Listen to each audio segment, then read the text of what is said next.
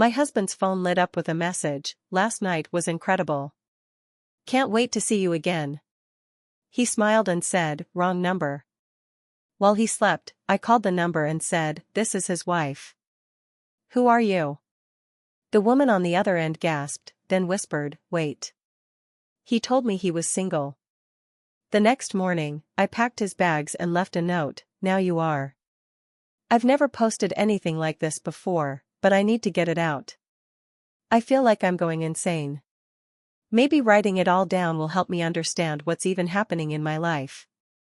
My name's Sarah. I'm 38.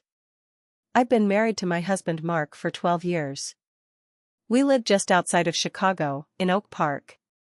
2 kids, a quiet neighborhood, a decent life. I'm not saying it was perfect. No marriage is. But we had what I thought was a solid relationship. Trust. Stability. We built a whole life together. Mark works in construction management. He's the guy with the clipboard, hard hat, and Bluetooth in his ear. He leaves early, comes back late, and sometimes works weekends. I always believed him. Never had a reason not to. I'm a part-time librarian. I love books, and I love being home with the kids after school. I never minded that Mark worked so much. I thought he was doing it for us. For our future. That's what he always said. Anyway, here's where it all started to unravel. Last Thursday, just a normal night. Mark got home a little late, nothing new there. He said he had to go over blueprints or something. Ate his dinner quickly, then said he was tired and wanted to crash early. I cleaned up and stayed in the living room reading. Just one of those quiet, boring evenings. His phone buzzed on the kitchen counter. The screen lit up. I wasn't even trying to snoop. I just glanced at it because it was bright in a dark room. The message said, last night was incredible. Can't wait to see you again. I froze. I stared at it for a good 10 seconds before I even moved. My whole body just went cold. I walked over, picked up the phone, and stared at the number. No name saved. Just a number. I walked to the bedroom. He was already in bed, scrolling on his tablet. I said, hey, your phone just got a message. He looked up. What kind of message? I showed him the screen. He barely looked at it. Just smiled a little and said, wrong number. Then he reached over, grabbed the phone, and deleted the message right in front of me. Didn't act nervous. Didn't even hesitate. Like it was totally normal. I didn't say anything. I just nodded and went to the bathroom to brush my teeth, but my heart was pounding. I felt sick. Something about the way he said wrong number was just too smooth. I laid in bed next to him all night pretending to sleep. My brain was running 1,000 miles an hour. That message didn't feel random. It felt intimate. I'd been with this man for over a decade. I know what flirty looks like.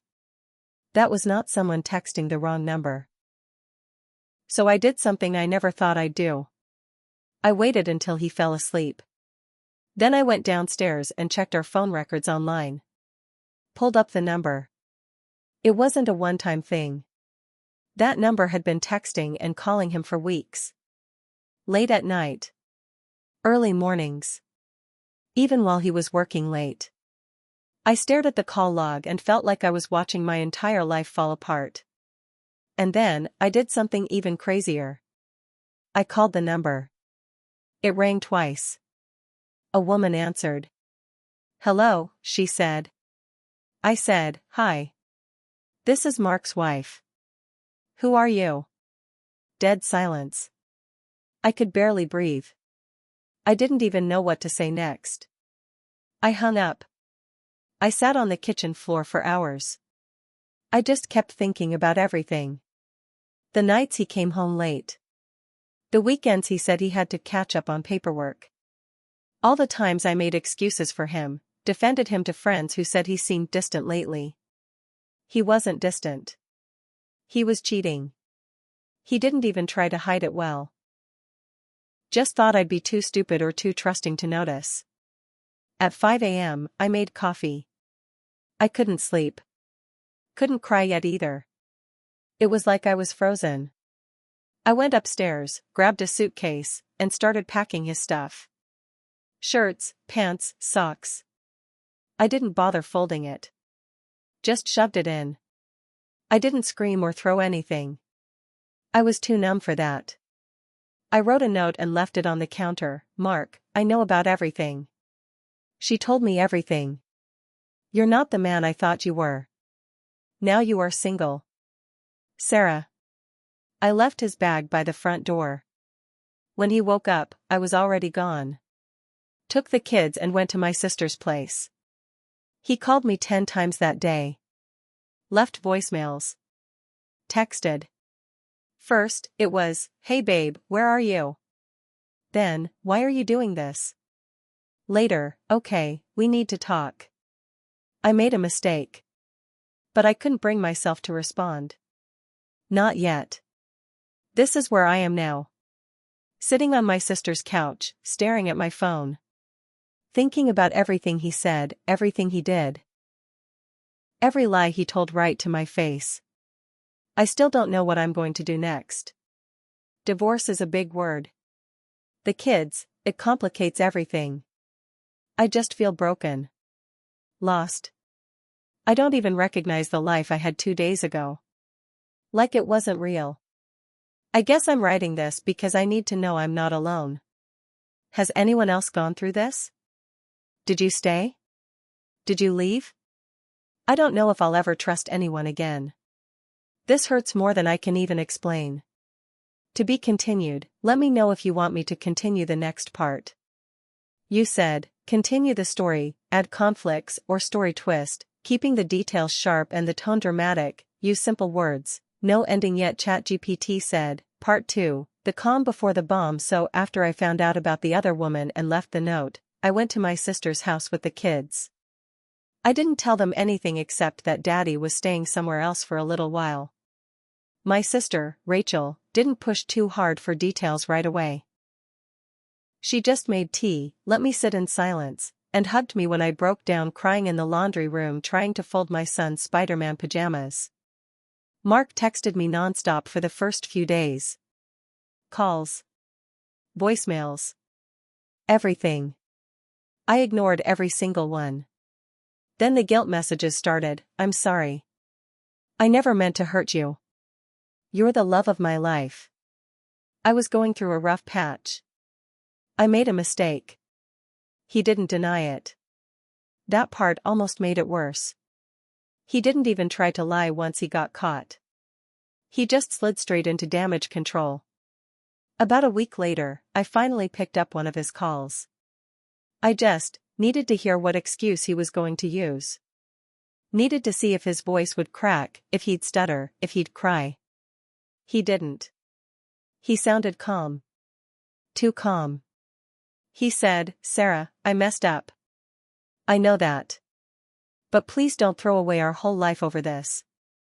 Our whole life? Like I was the one who stepped out. He told me the usual BS. How it didn't mean anything, how he felt unseen lately, how he was lonely, how he didn't know why he did it. And then he said something that made me go cold. He said, you weren't as affectionate lately. I thought maybe you didn't love me the same anymore. There it was. The twist of the knife. Somehow, this was becoming my fault. I hung up. I didn't call him again. But then things got worse. Twist number 1, the other woman wasn't the only one. 2 weeks later, I got a message on Facebook. It was from a woman I didn't know. Her profile was private. No mutual friends. Just a message, hey. I just found out Mark was married. I'm so sorry. He told me he was divorced. I sat on the floor of the kitchen. My hands were shaking. I messaged her back. We talked for over an hour. She wasn't the same woman who texted him that night. This was someone else. Her name was Tasha. They had been seeing each other for about a year. She said he took her to restaurants, out-of-town work trips, even met some of her friends. She had no idea about me. I asked her when the last time she saw him was. She said, 2 weeks ago. 2 weeks ago was when I had just found out about the first woman. That's when I realized, he didn't just cheat once. This wasn't a mistake. This was a pattern. A life he had been living behind my back for years. My chest hurt. I couldn't stop crying. I was floored. That was supposed to be our emergency savings. College fund money. A family trip we'd been planning. Mark had been blowing our money on side women and pretending like he was stressed about bills at home. The betrayal wasn't just emotional anymore. It was financial. It was everywhere. I confronted him over the phone. I said, "Did you send another woman $3,000? He paused. Long enough that I knew the answer. Then he said, "She needed help. She was in a bad situation. I didn't want to tell you because I knew how you'd react." I was stunned. I said, "You mean I'd react like someone whose husband is sleeping with multiple women and secretly giving them our money?" Silence again. Then he said something that made my blood boil. He said, "Sarah, you're being emotional. Can we talk like adults?" I screamed so loud I scared myself. I threw the phone across the room. It cracked against the wall. Rachel came running in. I just sat there, shaking. I don't remember everything that happened after that. Just crying. Nausea. Days without eating. Nights without sleeping. Twist number 3, the kids knew something was wrong. One night, my daughter, Ava, who's 9, crawled into bed with me and said, "Mommy, did Daddy do something bad? The man I married is not the man I'm dealing with now. I don't even know if I ever really knew him." And there's still more to tell. The next part is where things start to spiral into something I never saw coming. I didn't think anything else could surprise me after the second woman, the money transfers, the hotels. I thought I had already fallen as far as I could. But this next part hit me in a way that's hard to explain. It's one thing when your partner cheats. It's another when you find out how deep the lie actually runs. Let me go back to last Friday. I was at my sister Rachel's house, trying to piece together paperwork for the lawyer. I was going through Mark's old work emails that were still logged in on our shared laptop. I had never really looked at them before. Why would I? But now I was digging through everything. That's when I found something that didn't sit right. A message from a woman named Claire. Nothing too obvious. Just a subject line that said, "Your visit next month." I opened it. It was about an apartment rental in Nashville. Not a hotel. An apartment. The message said, "The lease is ready for signature. Let me know if you need to add a second name for your partner." My heart stopped. I scrolled through the email chain. There were 3 months' worth of back-and-forth messages with Claire, who turned out to be a leasing agent. Mark had signed a 6-month lease in Nashville. It started 2 months ago. I had no idea he had plans to travel to Nashville. No idea he was renting a second apartment. I texted him one word, "Nashville?" It took him 5 minutes to reply. "It's not what you think." I laughed out loud. Actually laughed. Because by this point, I couldn't imagine what version of this story didn't involve cheating or lying or betrayal. I didn't respond. Instead, I called the leasing agency, pretending to be his assistant. Asked for verification. They confirmed he had rented a fully furnished 1-bedroom apartment. Paid 6 months up front. Under his name only. He had a whole second life in a different state. That night, I couldn't sleep. So I got back on Facebook and searched for anything tagged in Nashville. Friends, coworkers, anyone. Just curious to see if anyone had posted pictures with him. Nothing came up. But something else did. A tagged post from a woman named Sabrina. A blurry group photo taken at a bar in Nashville. At the edge of the photo, barely in frame, was a man that looked just like Mark. Same jacket. Same shoes. Same smile. 4 months. That means he was seeing Kelly in Nashville, while still seeing Tasha in Chicago, and sleeping with whoever sent that first text that kicked all this off. He wasn't just cheating. He was juggling entire relationships. In different cities. Different lives. Like some sick game.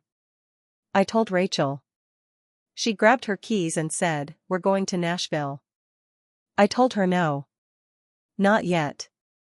I needed a plan. I needed to talk to a lawyer first.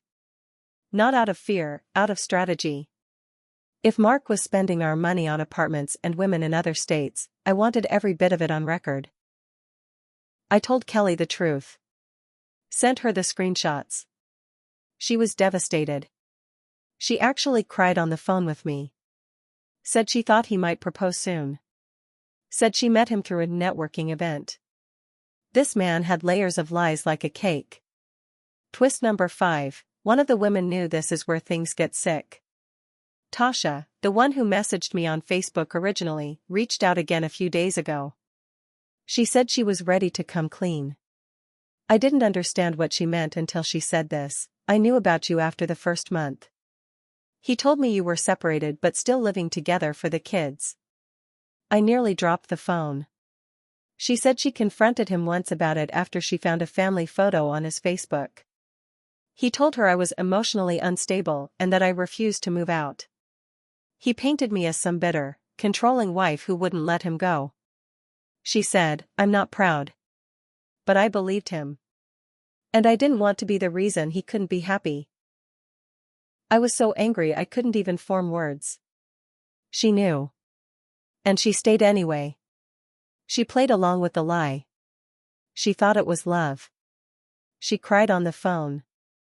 Apologized over and over. But all I could hear was the sound of my husband's betrayal echoing again, in someone else's voice. Twist number 6, his boss knew something was up. The final twist, so far, came from an unexpected place. Rachel encouraged me to call Mark's HR office. Not just about the money, but because if he was using company resources or expense reports for this, he could be in real trouble. So I called. They asked for more information. I gave them dates, locations, the leasing company's name. 2 days later, I got a call from a woman named Denise. She works directly under Mark's boss. She said, "I'm not supposed to say this, but you're not the first person to call about Mark." Apparently, another woman had reached out 3 months ago, claiming Mark had ghosted her and left her pregnant. The company didn't act on it because it wasn't proven and wasn't work-related. But she said Mark had been under quiet observation since then. I couldn't believe what I was hearing. How many women were there? How long had he been doing this? What kind of man leads multiple lives like this, with kids at home, and just smiles through it all like nothing's wrong? This is where I am now. Still at Rachel's. Still trying to piece together the timeline. The lies. The damage. Every day, I find something new. And every day, I feel a little less like a wife, and a little more like someone surviving a disaster. He still calls. Still texts. Still says things like, "We can fix this." But I think I stopped loving him the moment he said, "You weren't affectionate enough." I don't know what pushed me over the edge. Maybe it was the way he texted "miss you" like we were fine. Like all he needed to do was give me space, and I'd just crawl back like nothing had happened. Maybe it was seeing the way Ava started hesitating before talking about school. Or how Jacob kept asking, "When's Daddy coming back?" Maybe it was knowing that this man, who used to make me laugh so hard I cried, could lie to my face, to my children, and to half a dozen women, and still act like the victim. Whatever it was, I knew I couldn't keep avoiding the storm. It was time. I told Mark we needed to meet. In person. Neutral ground. I picked a cafe downtown where I knew we wouldn't cause a scene. At least, I hoped we wouldn't. He agreed. Told me he was glad we could finally talk like adults. I showed up 10 minutes early, shaking. I wore sunglasses, even though it was cloudy. I didn't want people to see my face. I felt exposed just walking through the door. He walked in like nothing had happened. Blue button down. Clean shaven. The same jacket he wore on our anniversary 2 years ago. Smiling like this was some casual brunch. The moment he sat down, I cut him off. I know about Nashville, I said. His face didn't flinch. Okay, he said slowly. What exactly do you think you know? Wrong answer. I know about the apartment, I said. I know about Kelly. I know about the money. I know about Tasha. I know you told people we were separated, that I was unstable, that you were single. Still no apology. Just a pause. A deep breath. Then he said, Sarah, you're making this worse than it is. I lost it. Right there, in the middle of a quiet cafe, I snapped. Worse than it is? You have a second apartment. You have multiple women. You used our kids' college savings to play sugar daddy in another state. You lied to my face for years. People turned. Heads turned. The barista froze mid-latte. Mark's face went pale. Keep your voice down, he hissed. I laughed. Loud. Unhinged. You don't get to control the volume anymore. Then I did something I hadn't planned to do. I opened my bag and pulled out a thick folder. Printed emails. Screenshots. Bank statements. The works. I slid it across the table. This goes to my lawyer on Monday. He looked at it. Then looked up at me. His hands were shaking now. You're really doing this, he said. I stared at him. You did this. He sat back, quiet. For the first time, I saw something crack in him.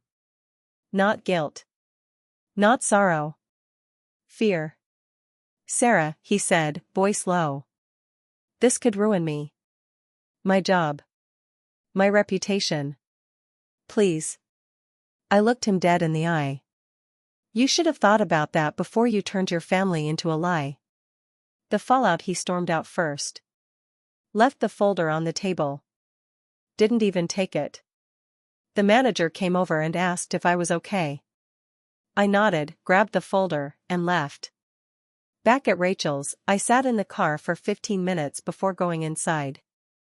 I cried so hard my chest hurt. Not just because of what he did, but because of what I let slide for so long. Rachel didn't say much when I walked in. Just hugged me. Nate made me tea and left me alone. That night, Ava asked again about Daddy. I told her we were working things out, but it might take time. She nodded slowly. Did he make you sad? She asked. I didn't lie. Yes, I said. But I'm going to be okay. Reflection. I met with the lawyer. Divorce is in motion. It's messy. Complicated. Painful. But I feel lighter. The truth is a horrible thing to carry. But it's also freeing. I'm not pretending anymore.